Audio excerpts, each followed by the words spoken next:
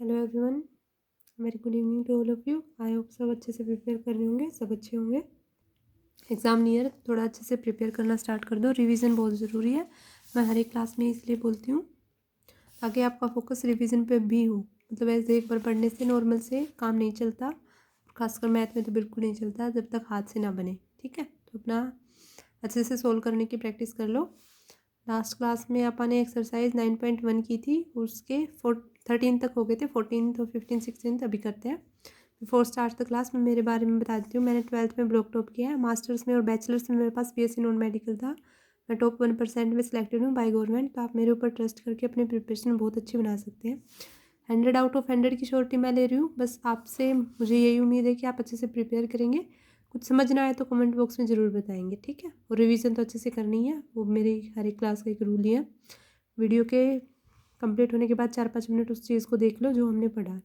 अगर आपने 45 मिनट्स पढ़ा है और अगर आप उसको 2-3 मिनट देख के कंफर्म कर रहे हैं कि आया या नहीं आया, तो इसमें कोई 45 मिनट दिए तो वहाँ पे 2-3 मिनट दे सकते हो, है ना। इतना तो आप कर ही सकते हो। और अगली क्लास देखने से पहले 2-3 मिनट देख लो कि क्या कंसेप्ट था जो आपने लास्ट में पढ़ा था। आई होप सबको अच्छे से समझ में आ रहा होगा। समझ में आ रहा है तो प्लीज़ शेयर करें, सब्सक्राइब करें चैनल को। कोई फैमिली में है या कहीं पे जो लिंक में है तो प्लीज़ उसको चैनल के बारे में ज़रूर इन्फॉर्म करें। Thank you. अब करते हैं अपन 14 का क्वेश्चन। 14 का क्वेश्चन क्या बोल रहा है? 14 का क्वेश्चन बोल रहा है a 1.2 meter tall girl sports a balloon moving with the wind. मतलब हवा के साथ एक बैलून गुब्बारा है, वो मूव कर रहा है और 1.2 मीटर की गर्ल है, ठीक है। ग्राफ ऐसे साइड में बता रखा है, मैं सिर्फ समझा रही हूँ। उसकी हाइट है हॉरिजॉन्टल से 88.2, लेकिन आपा को बनाना होता है एंगल उस आँख से, मतलब आई के कांटेक्ट से जो हॉरिजॉन्टल होगा वहाँ तक। अब 1.2 मीटर बोला है तो ये वाली डिस्टेंस कितनी बच गई? 87, क्योंकि 88.2 में से 1.2 गया तो 87 बच गया। The angle of the elevation of the balloon given है और बताना क्या, find the distance travelled by the balloon during the interval. Means पहले वो यहाँ पे था फिर ये यहाँ पे गया है तो उसकी डिस्टेंस बता दो, ठीक है। सिर्फ यही बताना है कि पहले वो 60 का एंगल बना रहा था तो वो यहाँ पे था। अगर मैं इसको कोई ए नाम दे देती हूँ, इसको कोई बी नाम दे देती हूँ, तो ए भी फाइंड आउट करना है। ऐसे ही यहाँ से भी निकल जाएगा। तो अब करते हैं आप क्वेश्चन स्टार्ट। क्या क्या करना है अच्छे से समझ रहा है, ठीक है। ग्राफ गिवन है, टेंशन वाली बात ही नहीं। तो मैं एक बार ग्राफ बना लेती हूँ।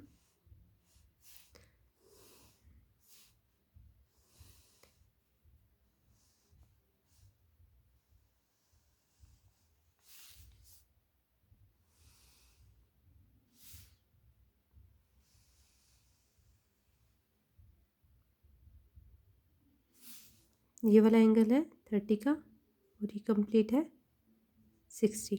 बाहर लिख लिया। नेमिंग अपनी तरफ से दे लेते हैं कुछ। क्या, इसको ए, इसको बी, सी, ऐसे इसको पी क्यू, कुछ भी दे लो, कोई फ़र्क नहीं पड़ता। अपनी तरफ से समझने में आना चाहिए, ठीक है। अब यहाँ पे ये गर्ल देख रही थी तो ये कितनी बताई थी हाइट? 1.2 मीटर। 1.2 मीटर गर्ल है यहाँ पे, ठीक है। और ये वाली पूरी डिस्टेंस थी कितनी? 88.2। देखो थोड़ा सा अगर ना क्वेश्चन को समझने की कोशिश करेंगे ना तो बहुत इजी कंसेप्ट है। मतलब 10th के मैथ में आपको ये लगेगा कि कुछ नहीं है, इतना आसान सा चैप्टर है और इतने आसान से क्वेश्चन है। आगे फिर भी बहुत हायर क्लासेस में ये लगता है कि मैथ डिफ़िकल्ट है, लेकिन यहाँ पे नहीं कह सकते कि मैथ डिफ़िकल्ट है। मास्टर्स में हो जाता है थोड़ा सा, क्योंकि थ्योरम बहुत बड़ी बड़ी होती है। यहाँ पे नहीं है ऐसा कुछ। तो अपना अच्छे से बेस बना लो, कंसेप्ट को क्लियर करके चलोगे तो वहाँ पे भी इतनी दिक्कत नहीं होगी, ठीक है। तो अभी करते हैं आप क्वेश्चन। क्या निकालना है आपको? पी और क्यू डिस्टेंस बतानी है। अगर यहाँ पे बलून था और यहाँ पर पहुँच गया है तो पी और क्यू डिस्टेंस निकाल दो तो अपने पास आ जाएगा। अगर पी क्यू निकाल दें तो इसका मतलब बी सी के इक्वल हुआ। तो इन दोनों को आपको निकालना है। किसका यूज़ करेंगे? एक बार इस वाले बड़े वाले ट्रायंगल का यूज़ कर लेते हैं, एक बार इस वाले ट्रायंगल का यूज़ कर लेते हैं। ये तो पता चल ही गया है कितनी है ये डिस्टेंस, 87 मीटर। कैसे पता चला? 88 कंप्लीट थी, 1.2 की गर्ल थी और उसकी आई के साथ कॉन्टैक्ट बनाना था तो इस वजह से वो सब्ट्रैक्ट हो गया 88.2 में से, ठीक है। तो ये बन गया 87। अब एंगल पता है तो ये बेस बन जाएगा, ये भी ऐसे बेस बन जाएगा। तो now in triangle in right angle triangle कौन सी लेनी है? पहले लेते हैं PBA। PBA से क्या निकालेंगे, AB निकाल लेंगे, अपॉन में अगर PB कर लूँ तो क्या होगा, ये बन गया बेस और ये बन गया परपेंडिकुलर, क्योंकि 90 के सामने वाला होता है हाइपोटेन्यूज। तो ये बेस अपॉन में परपेंडिकुलर। पाकिस्तान बुक का पैसा, हरियाणा हरा भरा। B अपॉन में P means cotangent of angle कितना है, इस वाले का देख रहे हैं तो एंगल है 60, दूर वाले का है 30, ठीक है। AB निकालना है, PB की वैल्यू पता है 87 इंटू कोटेंजेंट ऑफ 60। कोटेंजेंट 60 की वैल्यू, टेंजेंट 60 √3 होता है, कोटेंजेंट 60 √1/√3, तो 87/√3 किसकी वैल्यू आ गई, AB की वैल्यू। तो इसको 87 को क्या लिख सकती हूँ, अगर 3 का मल्टीपल निकालूँ तो 3 इंटू 27 29, सॉरी 29, 9 27 और 9 3 दूनी 6 और 2 8, तो 87 बन गया। अपॉन में √3 है तो इसको लिख सकती हूँ √3 इंटू √3 29 अपॉन में √3, एक √3 से एक √3 कैंसिल, दिस बिकम 29 √3। कुछ नहीं है, बस नीचे रूट नहीं छोड़ना, इस वजह से रैशनलाइज कर लिया। अब निकालते हैं आपा AC। अगर AC निकाल दूंगी तो AC माइनस ऑफ AB कर देंगे तो क्या निकल जाएगा, BC, तो वही चाहिए आपा को। अब निकालना है AC, तो now in triangle, right angle triangle, कौन सी ट्रायंगल है, देखो क्या बोल रहा है, AC निकालना है और QC पता है, तो AC अपॉन में कौन सी ट्रायंगल थी, AC एंड Q। AC निकालना है, CQ पता है ना। तो ये बन गया बेस, ऐसे ये बन जाएगा परपेंडिकुलर और ये बन जाएगी हाइट, हाइपोटेन्यूज, हाइट नहीं हाइपोटेन्यूज, ठीक है। तो AC क्या बना, AC बन गया बेस अपॉन में ये परपेंडिकुलर, तो ये कोटेंजेंट में ही जाएगा। कोटेंजेंट कितना होगा, इस वाले ट्रायंगल का है 30 डिग्री। AC हो गया, CQ की वैल्यू है 87, कोटेंजेंट 30 की वैल्यू क्या आएगी, √3, तो 87 √3 AC की वैल्यू आ गई। मीटर में है, ये भी मीटर में था। अब निकालना क्या है, वी वांट टू फाइंड, क्या निकालना चाहते हैं आप, PQ निकालना चाहते हैं या BC निकालना चाहते हैं। तो PQ equal to BC equal to AC minus of AB, तो BC आ जाएगा ना, तो 87 √3 माइनस ऑफ 29 √3, √3 है कॉमन, तो ये हो गया 87 माइनस ऑफ 29, 17 से हो गया 6, तो ये बन गया 17 से हो गया 8, मतलब 58 बन गया, और ये √3 मल्टीप्लाई, तो 58 √3 मीटर क्या आ गया अपना आंसर, जो बैलून ने ट्रेवल किया है चेंज करके 60 से 30 का एंगल, ठीक है। इजी सा क्वेश्चन था, आई होप समझ में आ गया होगा। देखो कुछ नहीं किया, यहाँ से क्या निकाला है, AB निकाल लिया। क्यों निकाला है AB, क्योंकि अपन को निकालना है BC। अगर AB निकाल लेंगे और AC निकाल लेंगे, उसमें से सब्ट्रैक्ट कर देंगे AC में से AB, तो अपने पास BC आ जाएगा।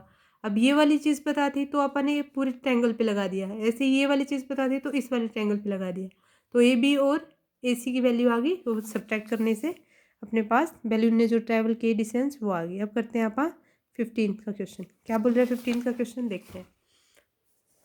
एक स्ट्रेट हाईवे है leads to the foot of a tower, कि एक स्ट्रेट हाईवे पे फुट है, टावर से लीड कर रहा है, तो a man standing at the top of the tower observe a car at an angle of depression, means ऊपर से देख रहा है टावर के, तो आपको बताना है आपको गिवन क्या है, डिप्रेशन का एंगल गिवन है, इसका मतलब एलिवेशन का एंगल बना लेंगे, आराम से बना सकते हैं, मैंने समझाया भी था। Which is approaching the foot of the tower with a uniform speed, मतलब क्या होगी अगर फुट ऑफ द टावर की यूनिफॉर्म स्पीड है 6 second later, the angle of depression of the car is 60 degree, means अगर 6 सेकेंड का अगर time निकाल दूँ मैं तो एंगल ऑफ डिप्रेशन 60 डिग्री बन जाता है। Find the time taken by the car to reach the foot of the tower from this point, मतलब 60 वाले पॉइंट से,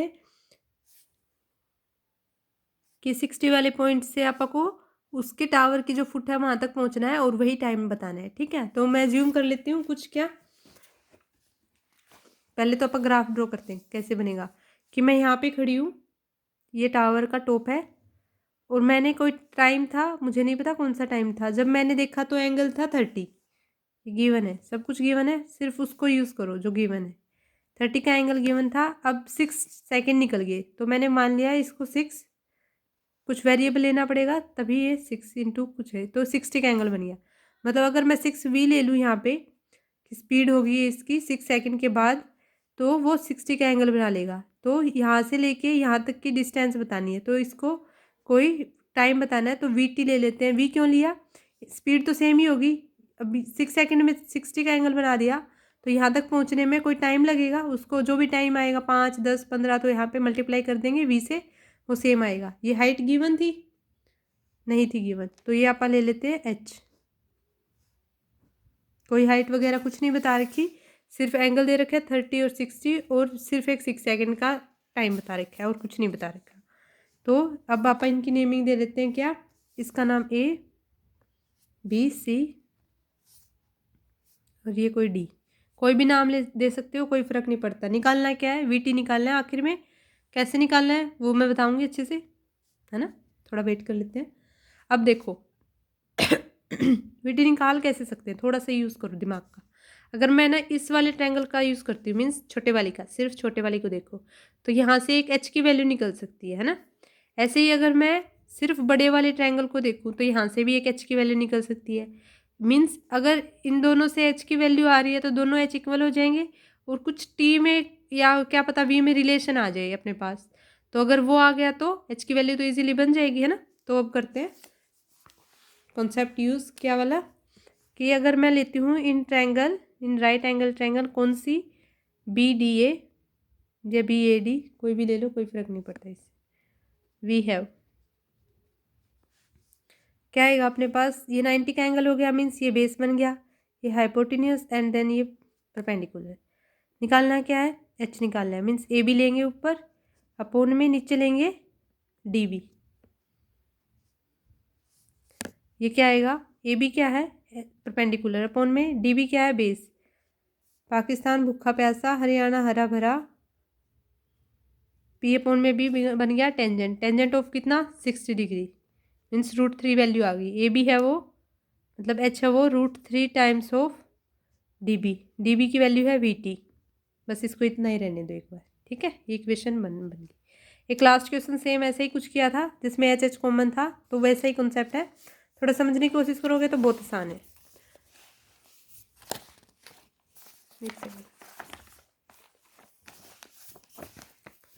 अब क्या निकालना है? नाउ इन ट्रायंगल,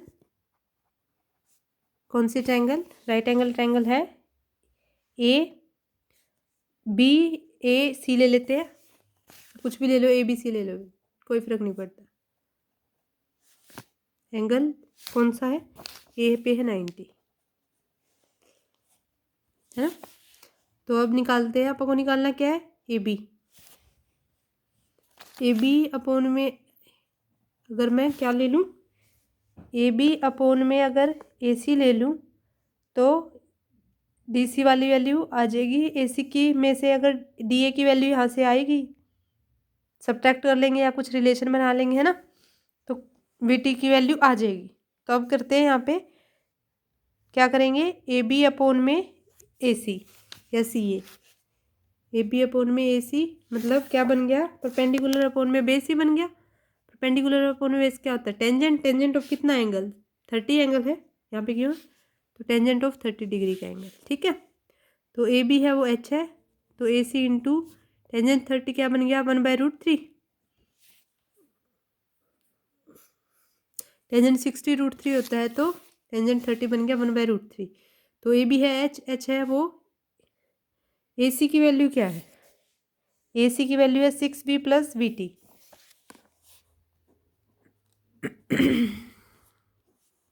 अपोन में √3।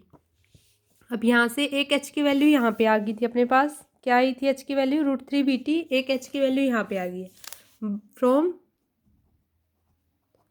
Equation 1 and 2। वी हैव, क्या आएगा अपने पास?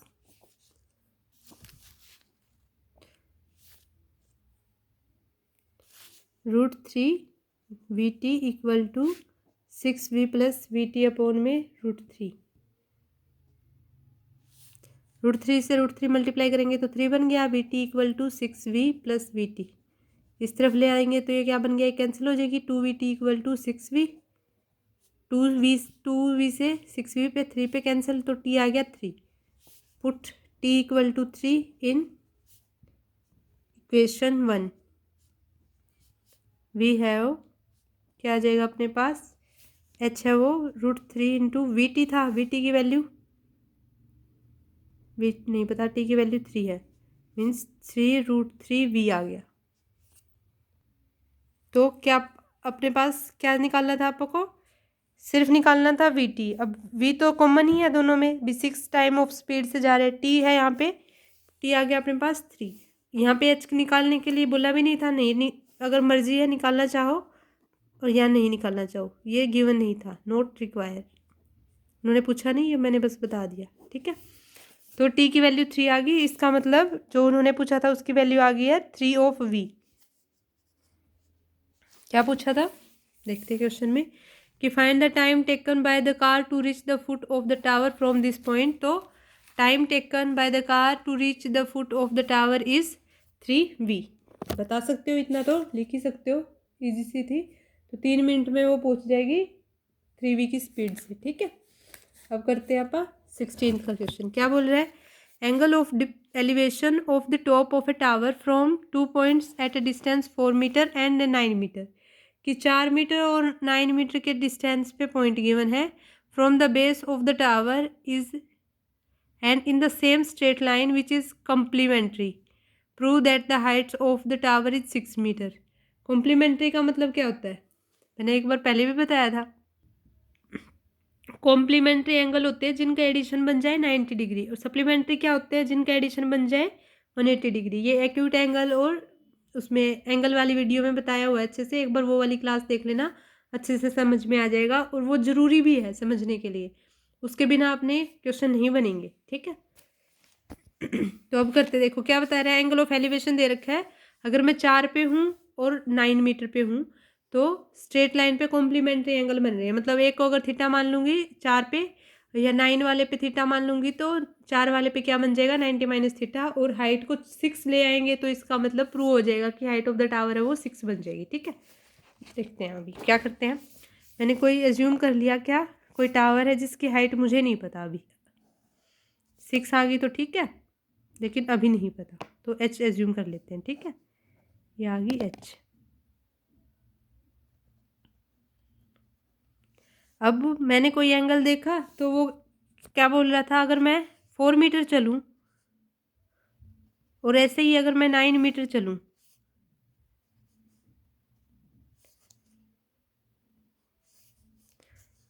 तो ये एंगल कॉम्प्लीमेंट्री एंगल बनेंगे। कॉम्प्लीमेंट्री एंगल मीन्स एंगल क्या होंगे 90 का एडिशन।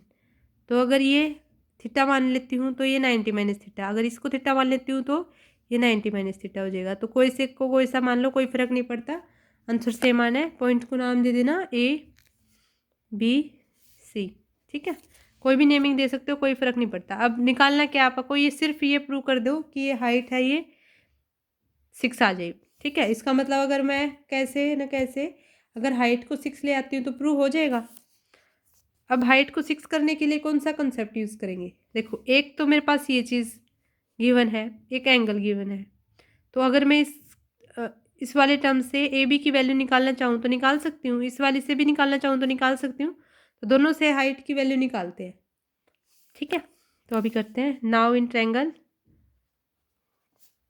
देखो ये लिखने वाला काम आप कर लेना अच्छे से, इतना लिख सकते हो कि ये गिवन है कि 4 मीटर की डिस्टेंस पे कोई एंगल होगा और फिर 9 मीटर की डिस्टेंस पे कोई पॉइंट होगा, अगर उसकी डिस्टेंस वो एंगल कॉम्प्लीमेंट्री एंगल बनाएंगे तो एक 90 का लेंगे तो एक थीटा लेंगे तो एक 90 माइनस थीटा होना पड़ेगा, ठीक है। या फिर एक को अल्फा प्लस बीटा लेंगे तो अल्फा प्लस बीटा वो 90 आने चाहिए, ठीक है। ट्रायंगल कौन से लेंगे, ए बी डी ले लेते हैं। तो ए बी अपोन में ए डी क्या होगा, देखो ए बी क्या है, ये बन जाएगा बेस, ये बन जाएगा परपेंडिकुलर, और ये बन गया हाइपोटेन्यूज। ऐसे ही ये भी हाइपोटेन्यूज बन जाएगा अगले वाले में। ए बी की वैल्यू नहीं पता तो एच है। ए डी की वैल्यू है, हाँ है 4 है। किसके इक्वल आएगी? ए बी क्या है? पी, नहीं ए बी, हाँ ए पी परपेंडिकुलर अपॉन में ए बी के ए डी क्या है? बेस। पाकिस्तान भूखा प्यासा, हरियाणा हरा भरा। बार बार इसलिए लिख रही हूँ ताकि 1 सेकंड में गलती ना करूँ। पी अपॉन में भी होता है टेंजेंट। अगर यहीं पे गलती कर दी तो सारा कर निकालने का फायदा नहीं है। टेंजेंट ऑफ कितना? 90 minus theta. Tangent 90 minus theta कल वाली क्लास में बताया था अच्छे से। टेंजेंट ऑफ थीटा होता है फर्स्ट क्वाड्रेंट में सारे के सारे पॉजिटिव होते हैं। तो ये हो गया एच अपॉन में 4, एच इक्वल टू 4 को टेंजेंट थीटा। यहाँ से आ गया 1, क्या आया? 1 एच की वैल्यू। ऐसे ही यहाँ से in right angle triangle, now in right angle triangle, कौन सी ट्रायंगल? A B C. तो ए बी अपॉन में अगर ए सी कर दूँ क्या आ जाएगा अपने पास? टेंजेंट ही बनेगा थीटा। ए बी तो है एच अपॉन में ए सी की वैल्यू क्या है? 9। ये हो गया टेंजेंट थीटा। तो एच आ गया 9 टेंजेंट थीटा। अब यहाँ से एच की वैल्यू ये आ रही है, एक यहाँ से एच की वैल्यू ये आ रही है, ठीक है। तो फ्रॉम 1 एंड 2 दोनों को अगर मल्टीप्लाई करते हैं तो क्या आ जाएगा अपने पास? फ्रॉम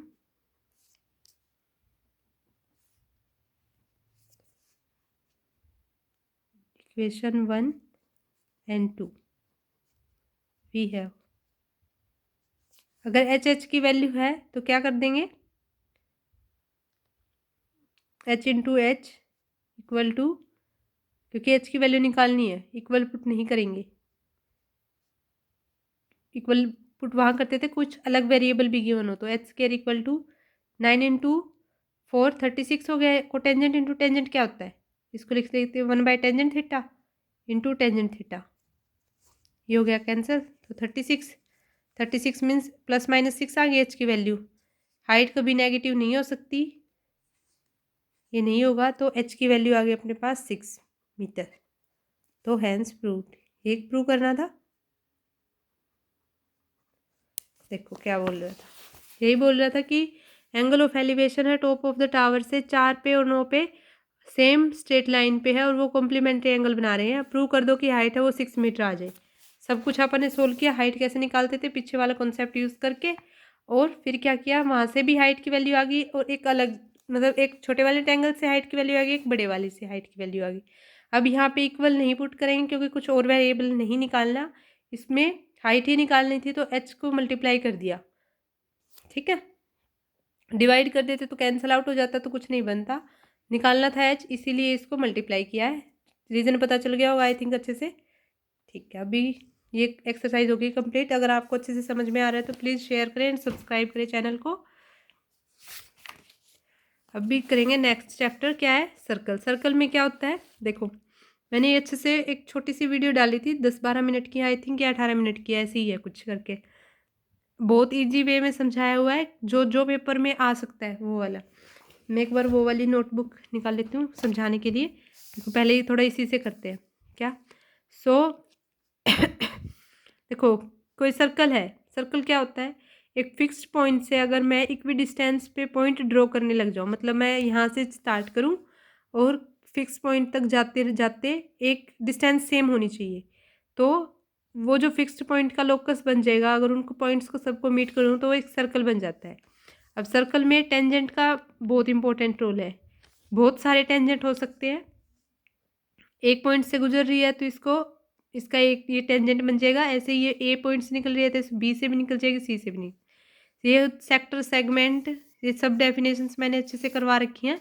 एक बार आप उसको क्लास को देख लेना, आपके लिए बेनिफिशियल है। और वो आपके लिए ही बनाई थी, मेरे लिए नहीं बनाई कि मुझे दोबारा 10th के पेपर देने हैं, नहीं ऐसा कुछ नहीं है। बट हाँ ये बात है कि मेरा बेसिक स्ट्रॉन्ग हो रहे हैं आपके साथ साथ। तो अभी एक बार करते हैं आप 10th का बेसिक। तो देखो 10th के बेसिक में क्या था, हाउ डू स्मार्ट वर्क, ये तो मैंने अच्छी सी वीडियो डाली थी, प्लीज़ आप उसको देख लेना। क्योंकि हर बेवकूफ़ों की तरह पढ़ना भी ज़रूरी नहीं है, थोड़ा सा माइंड को ऐसे गाइडेंस दो कि वो अच्छे से काम करे। सारा दिन पढ़ के उतने रिजल्ट नहीं बनते जितना थोड़ा पढ़ के और अच्छे वे से पढ़ के बन सकते हैं। कैसे? चैप्टर कर लिया, उसका रिवीजन कर लिया, अब वही 4-5 मिनट दे दी तो वो स्मार्ट वर्क बन गया, है ना। अगर फिर वही 4-5 मिनट नहीं दी और हफ्ते बाद फिर उठा के देखा तो उसको बोलते हैं बेवकूफ़ी।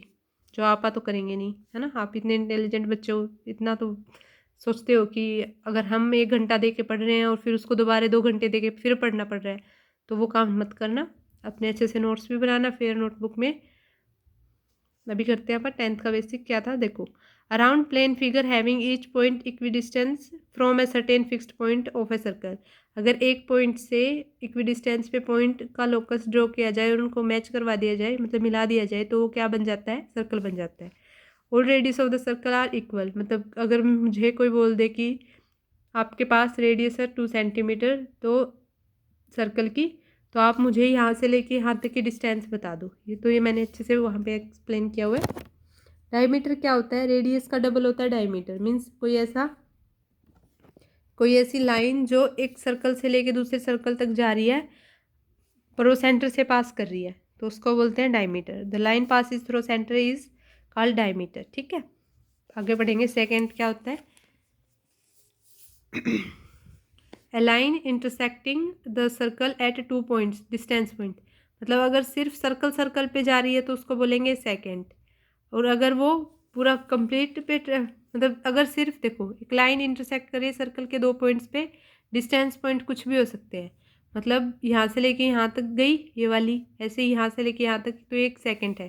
कोड क्या होगी, वो फिक्स्ड होगी 2 पॉइंट्स के बीच में, जा सर्कल के बाहर नहीं जाएगी, तो उसको बोलेंगे कोड। ये डेफिनेशन बहुत इंपॉर्टेंट है, आती है एग्जाम में। अभी मेरा नेट का एग्जाम था, इस पर सीधा ही क्वेश्चन था। तो आप सोच सकते हो कि 10th की क्लास कितनी इंपॉर्टेंट है ना। 2 दिन से क्लासेस किस वजह से नहीं हो पाई थी, क्योंकि मेरा एग्जाम था, इस वजह से नहीं हो पाई थी। तो ये वाली चीज़ बहुत इंपॉर्टेंट है। अगर डायरेक्ट नेट के एग्जाम में भी क्वेश्चन आ रहे हैं तो आपके तो डेफिनेटली आएंगे ही आएंगे।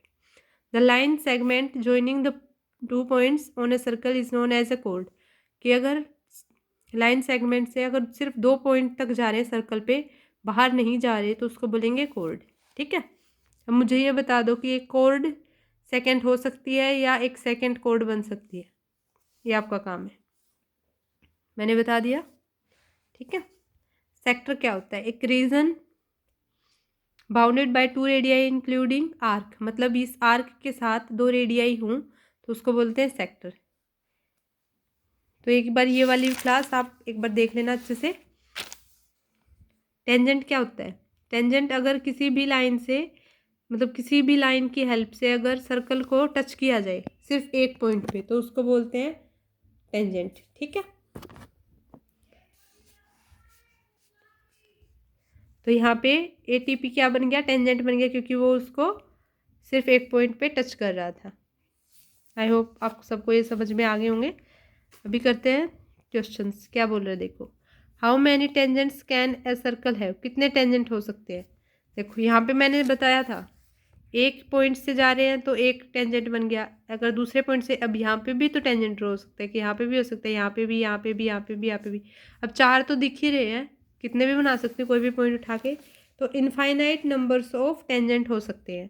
तो infinite number of tangents a circle have infinite number of tangents. ठीक है, फिलिंग द ब्लैंक्स में बोल रहा है क्या, a tangent to a circle intersect in it exactly 1 point, या कुछ बताओ। ये इसका मत मानना, लिख रखा है इसने वैसे उठा के पीछे से। A tangent to a circle intersect करते हैं कहाँ पे, एग्जैक्टली 1 पॉइंट पे करेंगे, है ना। अभी अपन नहीं पढ़ा है ये तो वो टेंजेंट ऑफ सर्कल इंटरसेक्ट करते हैं एग्जैक्टली 1 पॉइंट पे एक ही टेंजेंट इंटरसेक्ट करेगा। A line intersecting a circle in 2 points is, definition बताई थी अच्छे से, क्या बोलते हैं उसको, सेकेंड, है ना। कोड और सेकेंड में डिफरेंस क्या है, क्योंकि वो एक लाइन पास हो जाती है सर्कल के बाहर से भी। A circle can have parallel tangents at the most, कम से कम कितने हो सकते हैं, ऐसे तो बहुत हो सकते हैं, बट उसने पूछा है कि एट मोस्ट, ज़्यादा से ज़्यादा 2 होंगे। 2 कैसे होंगे, देखो ये वाला एक टेंजेंट है, इसके पैरेलल में सिर्फ ये आ सकता है, ये वाला एक टेंजेंट है, इसके पैरेलल में सिर्फ ये आ सकता है। ऐसे ही यहाँ पे अगर कोई अलग बनाऊँ तो उसके पैरेलल में भी तो आ सकता है। तो हर एक के 2 पैरेलल में टेंजेंट हो सकते हैं सर्कल के। The common point of a tangent to a circle and the circle is called point of contact, ये भी बताया था ना। टेंजेंट को ही बोलते हैं कॉमन पॉइंट होता है उसको जहाँ पे वो मिलते हैं टेंजेंट और सर्कल, तो उसको बोलते हैं पॉइंट ऑफ कॉन्टैक्ट। ठीक है, ये वाला अलग आया है।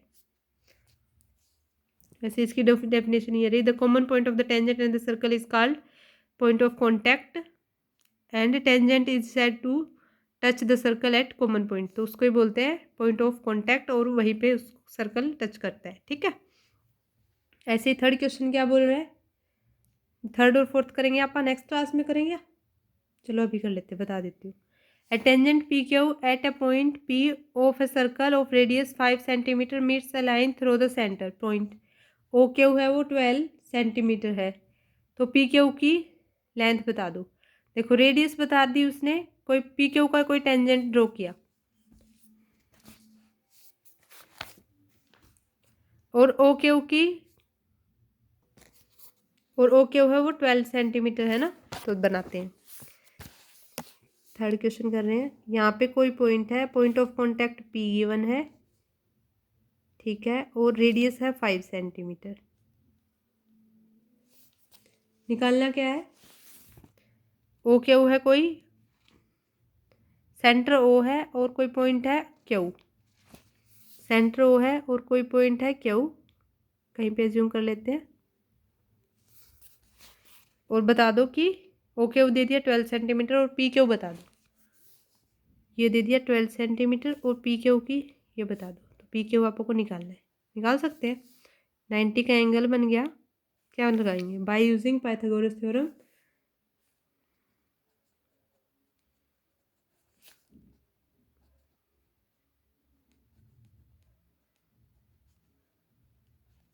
क्या आ जाएगा, हाइपोटेन्यूज का square is equal to perpendicular plus base का स्क्वायर। अब देखो इसके सामने वाला हाइपोटेन्यूज होता है, तो 12 का स्क्वायर इक्वल टू बेस और परपेंडिकुलर मीन्स परपेंडिकुलर कौन सा आएगा, कोई सा भी हो, आपको क्या फर्क पड़ता है, तो ओपी का स्क्वायर प्लस पी क्यू का स्क्वायर ले लेते हैं, तो 12 का स्क्वायर इक्वल टू 5 का स्क्वायर प्लस पी क्यू का स्क्वायर, तो मतलब पी क्यू की वैल्यू निकालनी तो पी क्यू का स्क्वायर ही निकाल लेते हैं। 12 का स्क्वायर माइनस 5 का square equal to P Q का square, 140 P Q, this implies P Q का square equal to 144 minus 25, 144 minus 25 क्या बन गया, ये 9, 3 में 2 गया 1, तो 119 सेंटीमीटर क्या आ गई पी क्यू, तो पी क्यू की लेंथ है वो क्या आ गई √119 सेंटीमीटर, मीन्स अप्रोक्स में कितना भी चला जाएगा, 144 पे जाता तो 12 हो जाता, तो 11 121 तक चला जाएगा, तो अप्रोक्स में हो गए 10 पॉइंट या 10.9 या 8 और अप्रोक्स 11 सेंटीमीटर। ठीक है, ये ऑप्शंस में गिवन था कि क्या आएगा, तो अप्रोक्स डी आ गया ऑप्शन √, तो ये हो गया डी ऑप्शन। आ सकता है क्वेश्चन 2 मार्क में तो डेफिनेटली, नहीं तो 1 में तो है ही है। 9th चैप्टर बताया था मैंने कितने मार्क्स का आएगा, 9th चैप्टर अकेला आएगा 6 मार्क